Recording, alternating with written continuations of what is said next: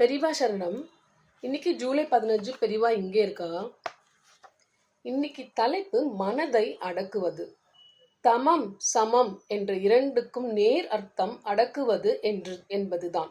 மனதை அடக்குவது புலனை அடக்குவது என்று இல்லை. ஆனாலும் வெளிப்பொருட்களை அறிந்து அனுபவிப்பதாகவும் அதற்கு உதவியாக காரியம் பண்ணுவதாகவும் உள்ள இந்திரியங்களை அப்படி பண்ணாதபடி அடக்குவது தனி விஷயமாகவும், தனக்குத்தானே எண்ணங்களை உற்பத்தி பண்ணி கொண்டு எப்போதும் சஞ்சலித்து கொண்டே இருக்கும் மனதை அடக்குவது தனி விஷயமாகவும் இருப்பதால், இந்த இரண்டு வித அடக்கத்துக்கும் உள்ள வேறுபாடு தெரிவதற்காக சமம் என்பதை மன அடக்கம் என்றும் தமம் என்பதை புலனடக்கம் என்றும் அர்த்தம் செய்து கொள்ளும்படி வைத்திருக்கிறார்கள்.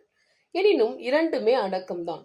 எனவே ஆச்சாரியாலே ஷட்பதி ஸ்தோத்திர ஆரம்பத்தில் இந்த இரண்டு சொற்களின் வழக்கமான பயன்பாட்டுக்கு மாறுதலாக மனதை அடக்கு என்று சொல்வதற்கு தமய மன என்றும், வெளி விஷயம் என்னும் காணல் நீருக்கு ஓடும் புலன்களை அடக்கு என்று சொல்லும்போது சமய விஷய மிருக திருஷ்ணாம் என்றும் போட்டிருக்கிறார்.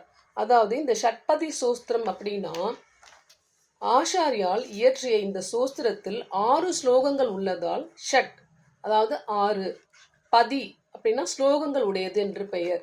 இந்த ஸ்லோகத்தை பாராயணம் செய்வதால் கிடைக்கும் பலனை விளைக்கும் பலஸ்ருதியை சேர்த்தால் 7 ஸ்லோகங்கள் கொண்ட துதி இது.